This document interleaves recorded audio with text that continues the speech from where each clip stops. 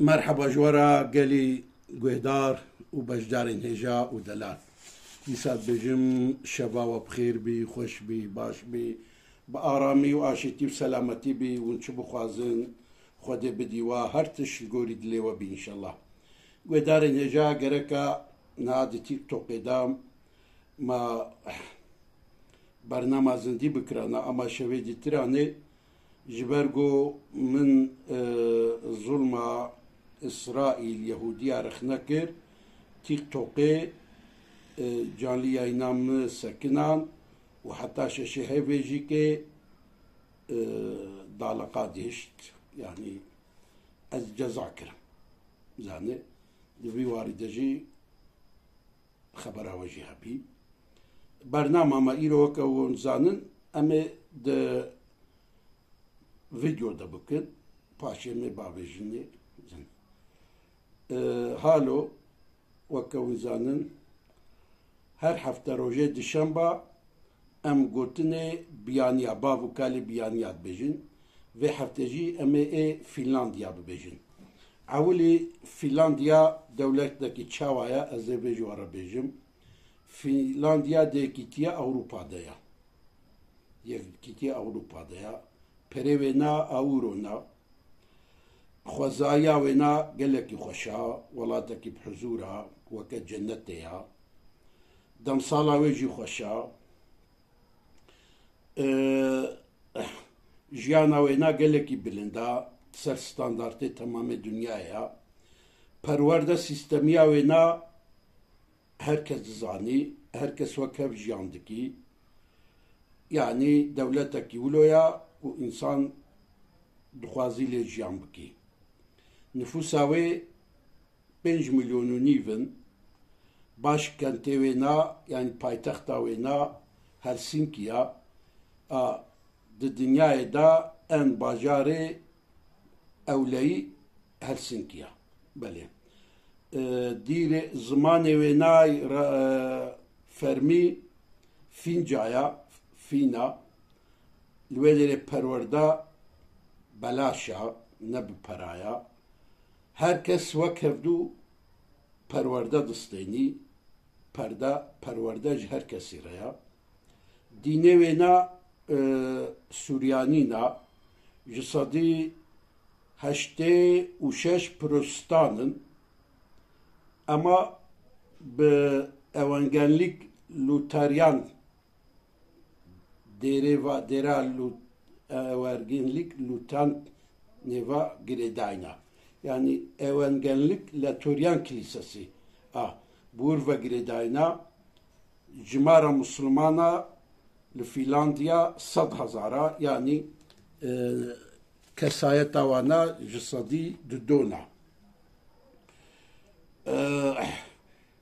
li Finlandiya camîke tenê heye ew jî li bajarê Jarwanpaya camîke tenê heye ew jî 1942 da hatiye çêkirin aydekê ev camî aydê Cemaeta Yekîtiya Finlandiyaya belê Ortodok jî lê hene û Katolîk jî hene ji ku derê goçberstandina bi giranî Romanya Yehudî jî wê derê hene Tatar hene ji Rusya gelek goçberî standiya Estonya Balkanlar Somalî û ji Iraqê gelkî goçber çûne wê derê belê azatî li wê derê bêheda azatî li wê derê azatiya dîn heye azatiya ibadetê heye kes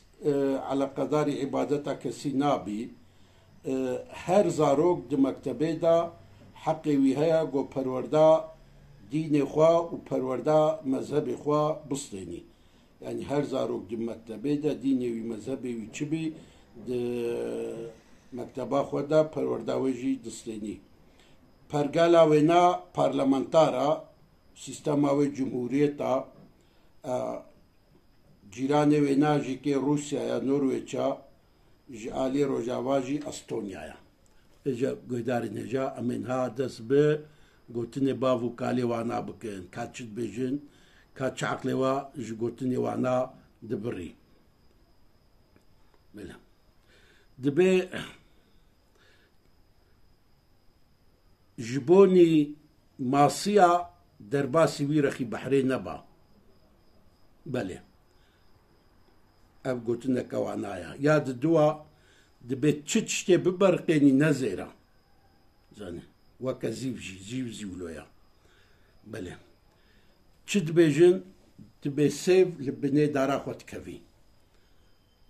Sêv li binê dara xwe dikevî. Tiştekî wan tî jî heye çi dibêjin dibe mêşê neke çêlek. Yani tiştê biçûk mezin neka. Vê jî dibêjin dibe devera gu agir lê nebî dûjê naçî. Devera agir lê nebî dûjê naçî rast e. Gotineke Fîlandiya dî jî kêgelkî balkêş heye dibe wextê du kûçik li hev xin bi hev kevin du kûçik li hev kevin êsisiya wê hestû bikuşî. Vê jî dibêjin dibe kûçik çi qehwetewtê bikin wê tirên biriya xwe de bimeşî. Tirên li hewtewta kûçika nasekinî. Gotineke waydî jî heye çi dibêjin guhdarên hêja dibe ji kêzikê heta qiral ehlê gunda zikê wa têr dike. Gundî zikê kêzika heta qirala. Kî hebî gundî zikê wa têr dikin. Gotineke waydî jî heye çi dibêjin guhdarên hêja dibên mala bêjin weke xaniyê bê tawana. Xaniyê bê tawan. Belê weke xaniyê vekiriya. Belê vê jî dibêjin dibe evîndarî însan naku jî ema însanî dixî. İnsanî dikî nav ciya. Naku jî ema bes dixî. Dixî xwarê. Belê tiştê tu nexwazî çav jî nabînî. Tiştê tu nexwazî çavê te nabînî. Gotineke waydî jî balkêş heye çi dibêjin dibe bizina li ber lihana nehêlin. Bizina nekin nobetçiyê lihana. Gotineke waydî jî heye gelekî balkêş e gelekî xweşiya min jî hat. Dibe wijdanê dibe balgehê herî nerm wijdanê paqij e. Balgehê herî nerm wijdanê paqij e. Dibe çi dibêjin fînî dibe tê carkê ciwan bî di cara jî tê bî zarok. Belê yani zarokî tî ji xwe zarok ye piştî xortanî însan gopîr bî dîsa bî weke zarok e. Çi dibêjin fînî dibe ji bo pera keşeşî dileyîzin direqisin. Ji bo pera keşe jî direqisin. Evet.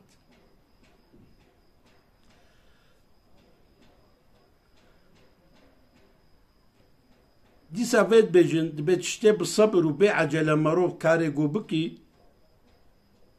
baştir e. Ermancê xweştir tenî destê merov.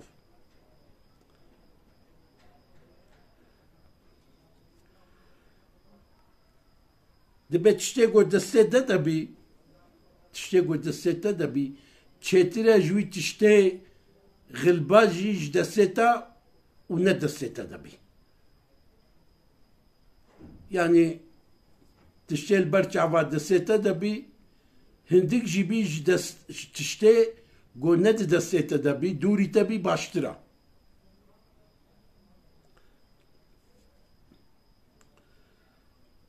Zarok vê dibêjin zarok bi giranî li dêw bavê xwe tê. Zarok li dêw bavê xwe tê.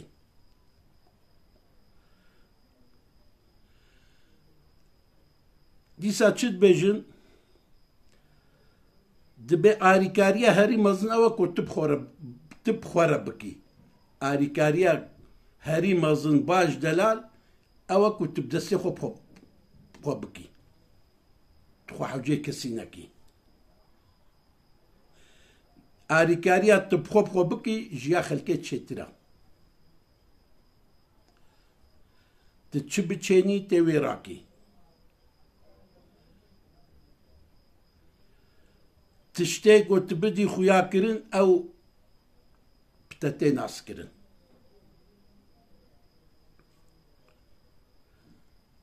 tu çil paş xwe bihêlî tê pêşiya xwe de wî bibînî tu paş xwe çi bihêlî wê ew ê pêşiya te qencî bî qencî xerabî bî xerabî xêr bî xêr şer bî şer belê dibe şaşîtiyê ku te berê kirina şaşiyê te berê kirina ber ew bibî ders ji bonî şaşîtiyê pêşerojê ji bo tu nekî belê bêdengîtî baştir e dibêjî dibe tê karekî bikî ber karê te bi sebir bî û sakin bî çêtir e ji wî karê got tu bi lez û bi ecele bikî netîca karê bi sebir û hêdî hêdî ji karê bê sebir û ecela baştir e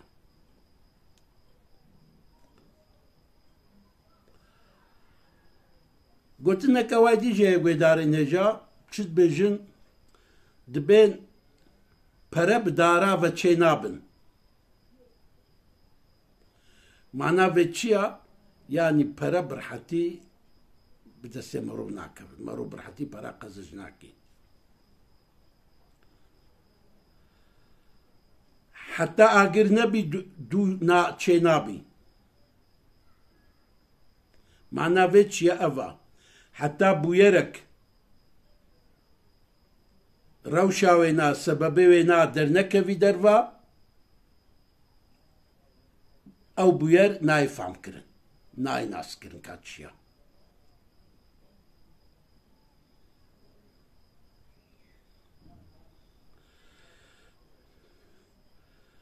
gotineke dîtiran heye jî gotineka netewî ye ez ê vê jî were bêjim dibe ê ecela bikî wê îşê wî xerabî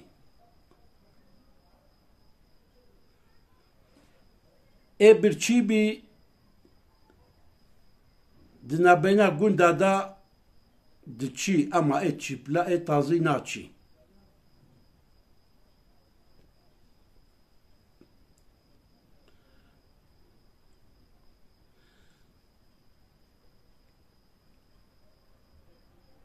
birçîbûn însan di elmên xwarinê însan tikî hostayê xwarinê însan ji binê darê diçî darê ji binî ve diçî serê darê ne şehîlkê ve ne serê darê ve belê dar şivêkê wê tê naskirin dar şivêkî tê naskirin tiştekî heta tu bi destê xwe negirî spasiya wî neke heta tiştekî tu zef nekî spasiya wê neke ê yek cara xwarinê bixwî birçî nabî yek cara wilo navê xwarinê bixwî birçî nabî qehra însanekî dunyayê naguherînî yani însan bu qeherî ji hedê xwe derkevî sinirê wî çê bibî dunya pê xera nabî dunya pê naedilî nayê guhertin dibe ê li ewra meyzênî geya naçinî ê li ewra meyzênî serê xwe bilind bikî geyayê ber xwe naçinî dibe mêrê nexweşik jî xweşik e mêrê nexweşik jî dîsa mêr e mêr got nexweşik bî dîsa mêr e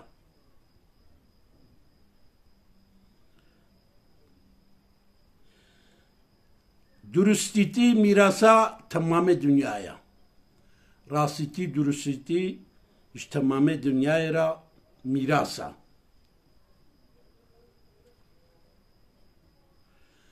Dibe tacela mütüneye gözerme mali.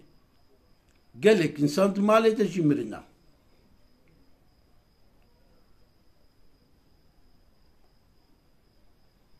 Evet, böyle. Eşil bir avenatırsın. Eşil bir avenatırsın. Berbaran eşil bu bir kahveci peyda ki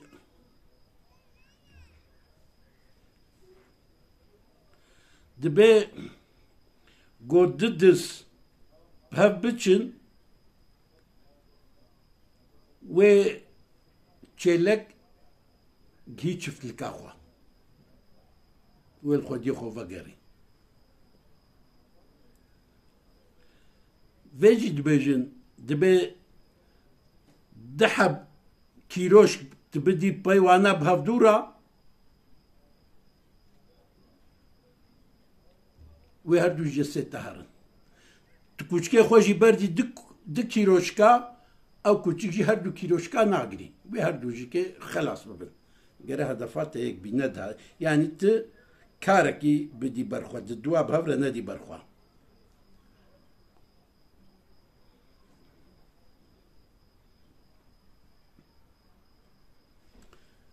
insan bi gera dinyayê dewlemed nabî ema bi aqil dibî ger mal nadî merov ema aqil didî merov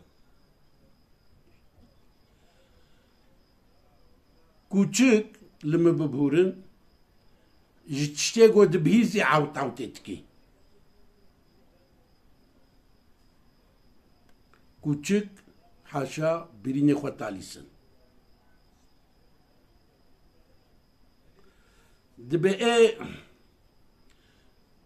pesnê xwe bixwazî bera bimrî çêtir e wesf pesnê xwe bixwazî yanî xelk wesfê wî pesnê wî bidî bera bimrî erzşikandinê bixwazî bera bizewcî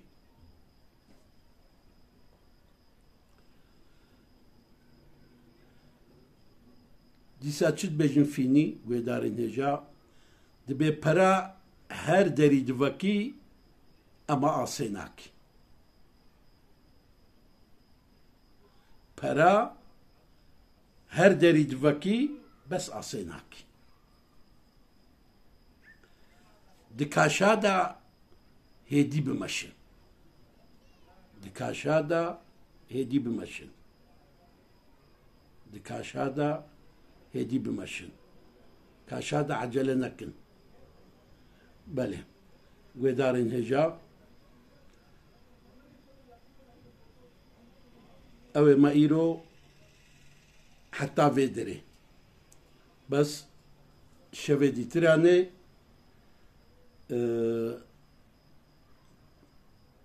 ji ber ku me behsa rehmetlî Seyd Hesen Nesrullah kir xebata wî na cihada wî na li hember Yehudiya li hember kufrê TikTokê yayîna me weşana me sekinand em wê jî rexne dikin ev jî her halda hat fêmê ê gofan bikî belê yanî li vir jî kê ez xemgînim yanî îro ez ê bi sedê însan erebana hedê bi xatirê we bi xêr û xweşî bi aramî bi aşîtî bimînin înşallah